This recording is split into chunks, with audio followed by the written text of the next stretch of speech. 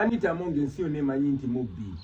N'abantu be Bukedea bamanyi nti Mubbi. Wakati nga His Excellency Bobi Wine akedde ncha ya lunaku lwa leero ng'ennaku z'omwezi 24 Oktoba omwaka 2025 ssaawa zibadde 3:37 okugamba nti Anita Amongo sipiika w'eggwanga lino Mubbi era obubbi bwaliko tabulabanga. Ate ku saidi yaabo bagamba nti babbi bo basuze babinuka masejjere nga bwe bazina we benyola eno bwe bazina we basemberera speaker we bamusitulamu bwe bagala omusitula bwe bati nga bajaganya ku lw'obuwanguzi. Wabula ngenda kubanga ku video eno nkomawo nkwanjulire bingi byobadde tonnategeera ku buwanguzi bwa speaker Anita Among ne His Excellency Bobi Wine nga bwabusabukuludde n'okuba nti alaga obubbi obutabangawo mu ggwanga ku nsonga ezikwatagana n'ebyokulonda ate era wamu n'akalulu naddala ku saidi y'ekibiina ki NRM wamu ne ku saidi ya sipiika w'eggwanga. So olabe amasejjere ge basuze babinuka n'essanyu lye bakeereddemu ab'e Bukedea wamu ne banne abasipiika.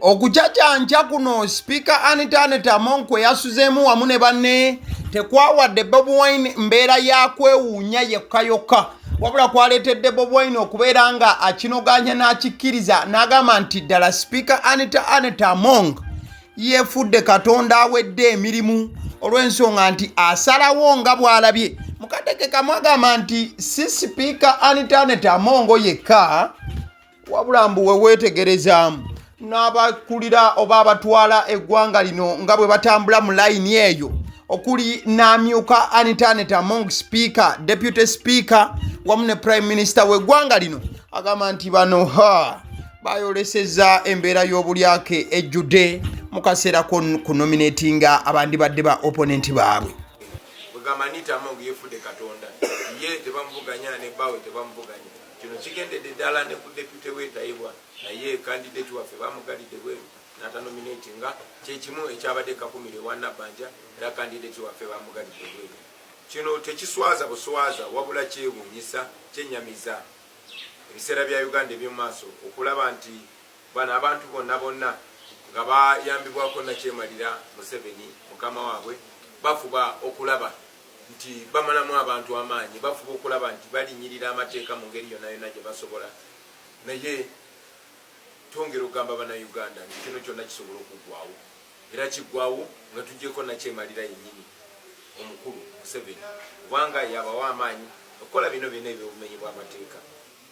Ezimu ku posta oba ekifaananyi kyenkozeseza kyolaba ku screen kifaananyi kibadde kitambuzibwa ba ttiimu Anita Among wamu ne banna NRM nga basanyuka n'okugamba nti akakiiko k'ebyokulonda ka approvinze bulungi nnyo nnyini ddala sipiika ate nti abantu b'e Bukedea ba rejectinze oba baganye munna NUP Asiyo Florence eyabadde aleeteddwa okuba nga avuganya sipiika w'eggwanga. Wabula His Excellency Bobi Wine agamba nti ebyo byappa era abali mu kutambuza ebyo bye bamanyi ebyabwe bye baliko kubanga amazima amatuufu NUP yabadde egenda kuba speaker Anita Among akalulu n'enkoona enywe naye olw'obubbi Bobi Wine agamba nti buno obubbi bannange nedda. Anita Among tubadde bakumuwangula. Anita Among ensi yonna emanyi nti Mubbi. N'abantu b'e Bukedea bamanyi nti Mubbi. Ensonga lwaki tayagala muntu yenna amwesimbeko kubanga akimanyi nti bwe bamwesimbako baba bagenda muwangula. Talina buwagizi. Kyekimu ne Nabbanja, kyekimu ne Tayibwa, kyekimu ne Magogo bawa Anita Among. Ensi yonna erabye obubbi bwabwe mu myaka gino etaano egiyise.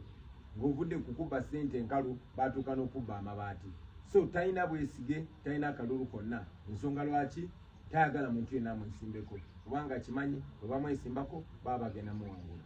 wakati nga bino nno byonna bikyagenda mu maaso mukwano gwange okusinziira ku mbeera eyabaddewo ate agitegeddera baagaliwo vidiyo zonna nazitaddeko sigenda kuddamu kunnyonnyola kuba bambi ate abalabye vidiyo ezo wenzira mu kunnyonnyola okungi nja kubatamya butamya mbeera kati His Excellency Bobi Wine ayongedde okukaatiriza nti omukyala amanyiddwa nga Asiyo Florence paka nakati tannamanyikako mayitirege abafamire bali mu kukola buli ekisoboka okunoonya mwana muwala ono bafaakuzza buli wamu amazima Asiyo Florence abuze gwatamanya Asiyo Florence ye mwana omuwala oyo gwolaba ku screen oba omukyalo oyo eyabadde avuddeyo okwesimba ku sipiika wabula ne we balondera oba we babadde banominatingira omukyalo ono teyalabiseeko soka owulize ebigambo bya His Excellency Bobi Wine tweyongere mu maaso Kaka tetumanjali omwami we tamanjali famire ye temanjeri naye kino kyaddiridde candidate gwe twasooka okuleeta okuvuganya Anita Amongo gwe bayita Alupo ne bamujja ku register mu bumenyi bw'amateeka ne candidate abalala baliwo abali bavuganya Anita Amongo nabo ne babalemesa nga Anita Amongo yagalabire Unopposed ne tulemerako ne tuleeta candidate omulala gwe bayita Asiyo bamaze banga nga bamutiisatiisa batiisatiisiza famire ye ne bazadde be babadde nga bamugoberera era ku lunaku lwa nomination yawambiddwa kino nno kyaddiridde amagye okwebulungulula we bawandiisiza abantu era Anita Amongo lwamaze okumuwandiisa ne bagamba computer zifudde after nominating Anita Amongo they said the computers were dead they could not nominate anybody else so ne Anita Amongo era nga bwe yabadde agezaako okulaba nti avaayo nga tewali amuvuganyiza ngali Unopposed kakati Alupo yawambiddwa ng'agenda okwewandiisa na buli kati tetumanjali famire ye temanjali naye ng'era bino byonna bikolebwa mu bumenyi bw'amateeka nga bikolebwa Anita Amongo mu butaswala nga yagala kakasa nti tewali amwesimbako kino tekyabadde Bukedea yokka naye ne bbawa Anita Amongo magogo era naye ya making sure the candidate wa NUP amuvuganya bamugalira ebweru mwalabye obutambi ku social media ng'omwami akayana ebweru nga bamugalidde ebweru kwegamba Anita Amongo yefudde Katonda bigambo bya His Excellency Bobi Wine badde interview gyatuwadde ku makya g'olunaku olwaleero nga 21 October 2025 nga yanukula ku byabaddewo wagambira nti Anita Amongo yakoze obubbi bw'amaanyi nnyo mu byonna ebyabaddewo era nti n'omukyala amanyiddwa nga Asiyo Florence paka nakati talabwako kati akatambi kano kafuuse topic y'amaanyi nnyo ku mutimbagano omukulu oyo gw'olaba wa Speaker Anita Amongo Haga ye mukulu amanyiddwa nga Chris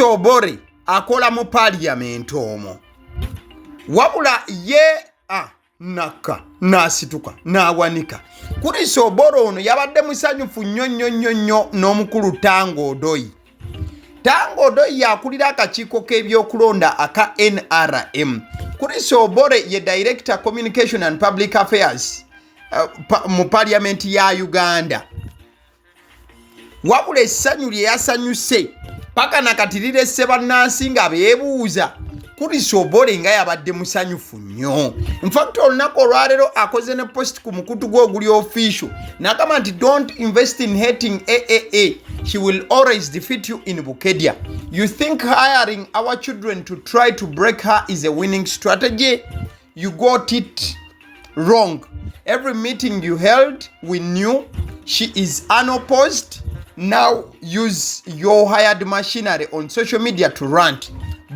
Bukedea has spoken kati omukulu Chris Obore oyo gw'olaba azina ayambadde saati etali ya yero bw'awandiise n'agamba nti mulekeraawo okuteekayo ebyammwe nga mwagala abantu bakyawe Speaker Amongo n'agamba nti ajja kuba ku Bukedea buli lwe munajjanga era n'agamba nti mulowooza we mupangisa abaana baabwe okubeera nti bajja bamumenyemenye nti basobola okumuwangula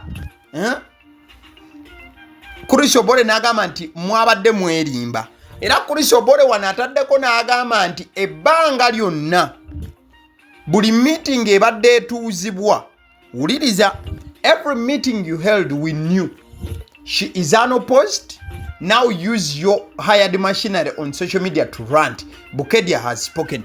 Kati Kuriso Obore n'agamba nti buli meeting aba NUP gye babadde bakola ng'ekwatagana kuleeta muntu anajja speaker Amongo mu buyinza obwa MP bwe Bukedea nti meeting zonna babadde bano bazimanyaako era buli kibadde kigenda maaso nti babadde bakimanyi. Kati wamaliza n'agamba nti kati mukozese obukodyo bwammwe bwe mwamanyira okukola ku social media oba okuvaayo ne muyombayomba. Ye mukulu Kuriso Obore gw'olabyawo ng'adigida mu vidiyo nga bw'osobola okulaba awo. Ono munne nnyonnyonnyo wa sipiika era ng'akola mu paaliyamenti ya Uganda. Obwo bwe bubadde obubaka bwe okuva ku luuyi olwa sipiika sayidi eyo. Ndowooza otegedde. Kati awo tubaawo omukyala gw'olaba ku screen, omu ku bakyala ab'amaanyi ennyo mu opposition ya Uganda. Omukyala ono yaliko speaker leader of opposition wa parliament ya Uganda ku luddo oba yali akulembera oluddo oluvuganya government. Omukyala ono amanyiddwa nga Winikiza. Wano no yaliko ne leader of opposition yaliko kati Joel Senyonyi. Omukyala ono yava mu byobufuzi bya Uganda era n'agaana okuddamu okwesimbawo. Ekyatuuse e Bukedea NUP okuba nti yawanguddwa mu ngeri eyabadde nzibuzibu. Avuddeyo n'awandiika obubaka obukaawe ennyo wabula buno ate ye obwanga abwolekezza Bobi Wine yennyini wamu ne NUP wamu ne bannastruggle bonna. Yo obwanga tabutunuuliza sayidi eri eya speaker n'abasigadde.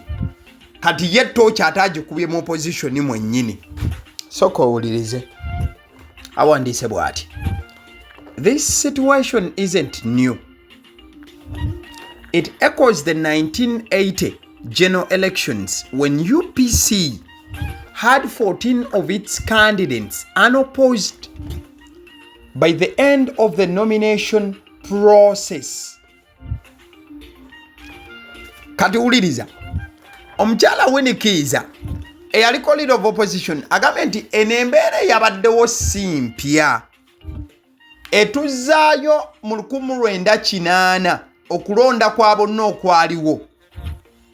UPC yayina abantu 14 oba yayina bakandidenti baayo 14 abajja nga tebavuganyiziddwa. Nomination zigenda okuggwa bweziti mu 1980 nga UPC erina bamembers 14 abaali tebavuganyiziddwa era kyali kitegeeza nti balina kulangirirwa bulangirizi ku bamemba bwa parliament. Katuwuliriza. At the eve of the elections, 3 more UPC candidates, all from Kasese, were declared unopposed, making them 17 unopposed UPC candidates. Ntikati ku kiro ekitutwala ku lunaku lw'okulonda waliwo bakandidenti abalala basatu era nabo bonna baali ba UPC. Bano nga baali bafubutuka Kasese. Ojja kujjukira nti omukyala Winikiza naye gy'ava nti bano bonna nga baali bafubutuka Kasese nabo akakiiko k'ebyokulonda kaabalangirira nti baali bayiseewo nga tebavuganyiziddwa. Kati awo omuwendo ne gugenda kuba MPs 17 bonna nga ba UPC bagenda otuuka essaawa y'okulonda nga bonna tebavuganyiziddwa. Nga bwe walabye ekyabadde e Bukedea speaker Among okubeera nti yalangiriddwa nga tavuganyiziddwa. Kati sooka owulirize wano omukyala bw'ayogedde ekisinza okuba nti ate abamu ab'opposition kibakosezza.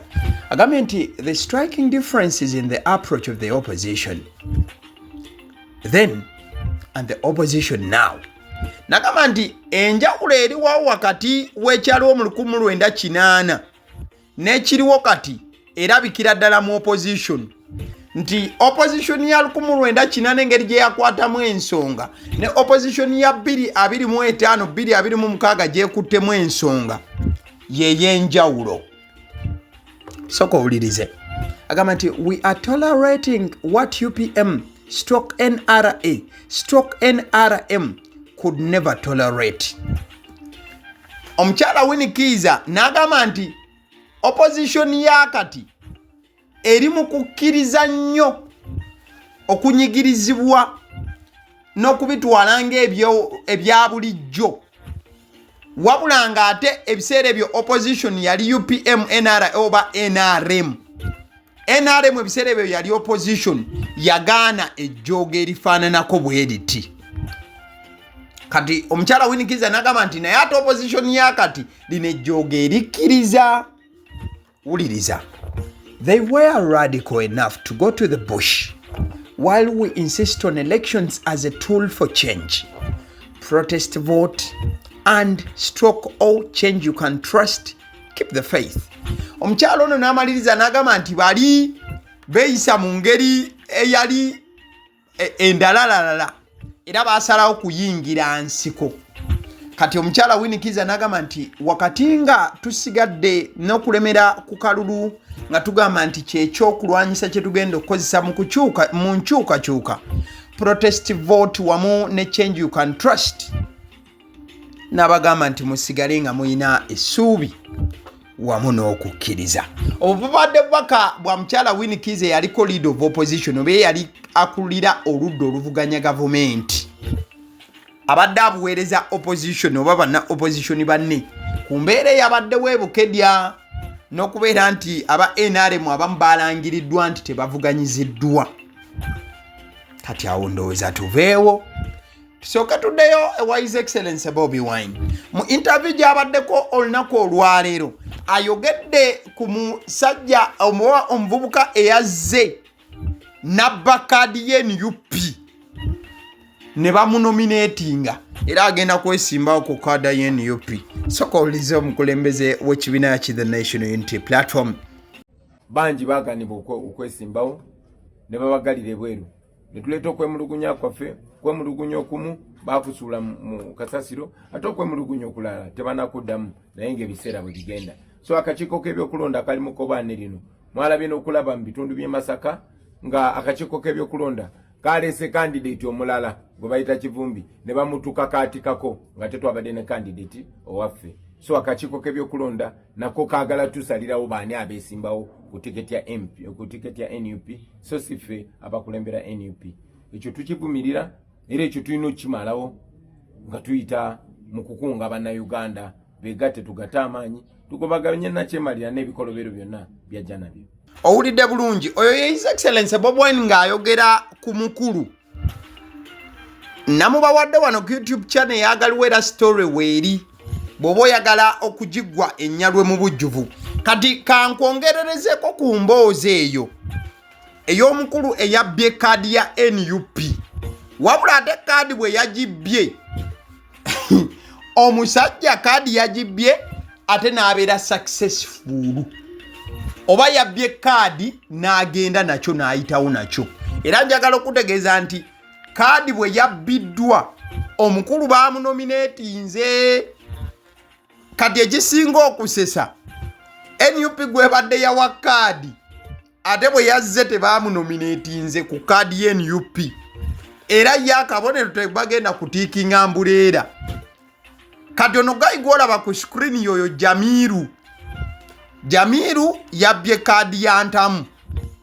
Kati soke tulabe gayi ono gwe babbyeko kaadi nga nnyonnyola bwe yatuuse na biki bye yategedde era kyekyatuusewo.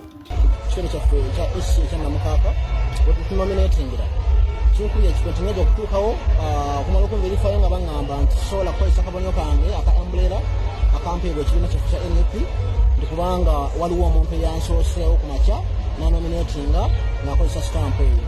Kinawunyisiza nti wabawo kye bayita pre-verification najja nenjikola actually nagenda mu kikiiko ky'ebyokulonda before getting a stamp. Baŋŋamba nti before you come here for the pre-verification soko kakase nti oba oli independent oba oli wa party. Neninda malo okufuna party one stamp. Nafuna party stamp ndi kwanga baone banverify. Kineewonyesa nti ntuuse wano ng'ate akakiiko k'ebyokulonda kanominatinze omuntu omulala mu kifo kya Ntamu. Olwekyo ekifo kino naye nga nze nina endowooza guno gwabadde mupango gwabo benvuganya nabo abalowooza nti amaanyi gabasuseeko nti balina kuyiya butayolwa nnemesa okuvuganyiza kaadi ya NUP. Kino kikufiiriza kitya Mwami Ntamu kuba naye abawagizi? Kifiiriza kubanga abawagizi bange n'abakunze bangi nahaddemu ssente nnyingi abawagizi bagenda kumperekera okwetolola constituency ng'ate nnyina laale gaggade gentaddemu ssente mu tawuni y'Ekyesiiga. Kinkola bubi kinfiiriza naye byakubagamba nti singa kizuulibwa nga pate talina mukono mu nsonga eno omuntu yakikoze ngenda kupapagana ne mu kkooti ajja kundiyirira. Muntu ki gw'osanze nga bamuwandiikidde mu kaadi yo? Jamiiru Kivumbi yensanze nga bamunominatinze mu kaadi yange ya NUP. Mumanye ekyatuusewo ono Gayi Ntamu Alex Kalinzi ye yabadde alina okwesimba ku kaadi ya NUP kuba kaadi bambi mu mazima gwe babadde baagiwa. Kati bwe yatuuse abakakiiko ne bamugamba tosobola kwesimbawo for when NUP twayisizaamu dde omulala. Kati ono Gayi bwe yakubye ku kitebe ky'NUP abakulembeze b'NUP bamuganye okwesimbawo ne bamugamba alindeko process olw'ensonga NUP yabadde yeekubidde omulanga mu kakiiko k'ebyokulonda. Kati bamugambye alindeko tanominatinga abireke basooke balinde ekinaava mu kakiiko k'ebyokulonda oli eyabbye kaadi bagimuggyeko. Omukulu n'agamba nedda ssebo leero lwe lunaku olusembayo olw'okulonda ate kati mwagala kugamba nti sinominatinga okukakana nga tebamunominatinze nga independent. Sooka owulirize. Top leadership, they advised me not to nominate, not until this matter is sorted in Kampala. However, I've been overwhelmed by my supporters. They are insisting that they cannot trust Byabakama according to his record. Therefore, I've been nominated today to compete as an independent candidate using a saucepan. I believe in people power and I'll be voted as an independent. People power. Power. Challenge I found in Okoto Central is water. Therefore, I'm going to do my best to ensure when I enter Parliament, besides the major roles of the members of Parliament, I'm going to ensure that I lobby for piped water within the constituency, electricity, fighting for supporting them in agricultural seedlings, to add to mention but a few. Ye mukulu amanyiddwa nga Alex Kalinzi Ntamu eyamubyeko kaadi ye Jamiru. Kati Alex Ntamu kye yakoze yajemedde NUP ebadde bambi yamuwa kaadi mu bujjuvu. Kati kaadi ne wabaawo agibba. NUP ne mugaa teweesima yajemedde NUP era Gayi agenda kujja nga independent. Yono ndowooza omuntu asoose okuweebwa kaadi ye NUP ate najjanga independent nga kaadi mbutuufu baagimuwa tebaagimuggyako.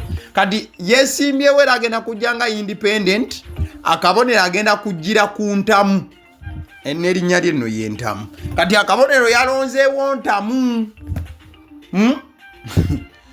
Kati ekyewuunyiza tugenda kubeera mu reesi y'akalulu kano ng'eyabba kaadi yali kwambuleera era abantu bagenda tikinga ambuleera kumbe ali kwambuleera kaadi yabba nzibe.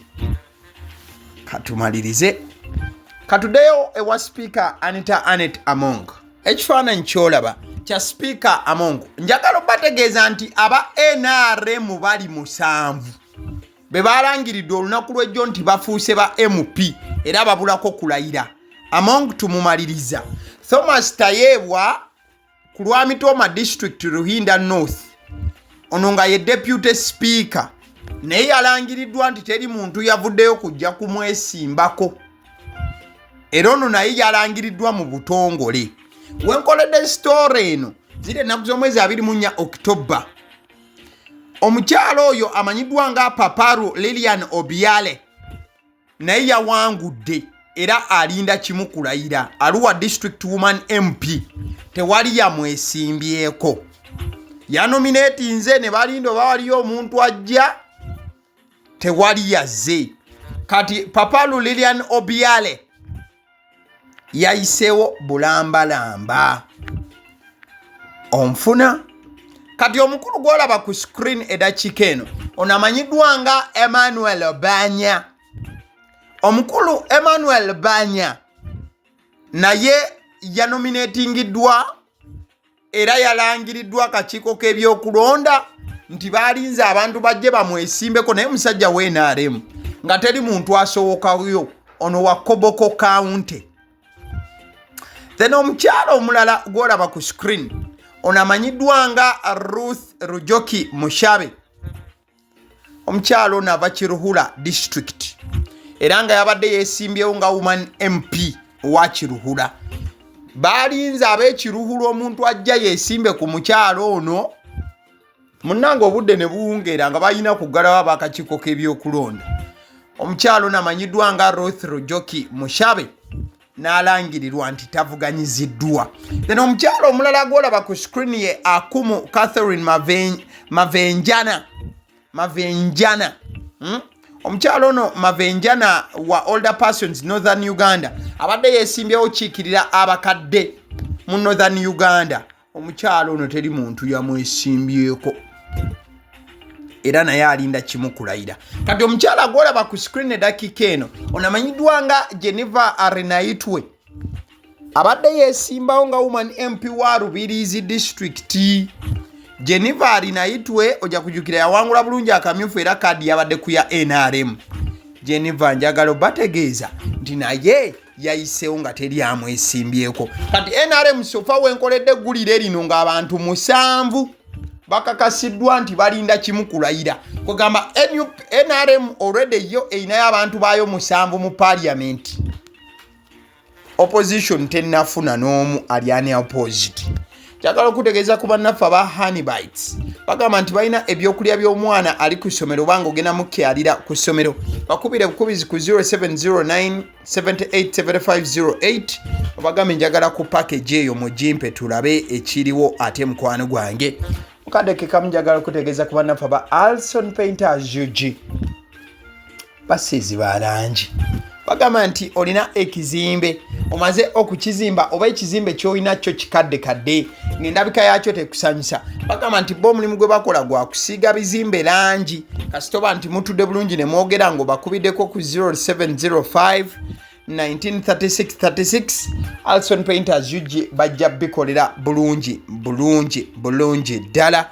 Mukadde kekamu nagamba nti omukutu ogukutuusako information etali mu bifutafuta yadde okubako ekintu kyonna ke tuba tugasegaseemu nga information ene eri clean as it is. Gwe mukutu guno gwagaliwo eno bagiyita Agaliwo YouTube channel. Abasiddi omusunsuzi erinnya eryange atuula emabega w'omuzindaalo yenze Abasiddi omusunsuzi. Nabakitano mukano nga kitu kyolina okuba nga okola kya kulikinga vidiyo eno, commentinga kikyolowooza olutalo wakati wa His Excellency Bobi Wine wamu ne Speaker Anet Among lwongera kubanga lusajjuka n'okubanga lukula. Likinga, sharinga, commentinga kyolowooza ate era mukadde kekamu omukutu guno oba tosubscribinganga mukwano gwange lwaki tokola ekyo. Webale nnyo nnyini ddala. Thank you so much.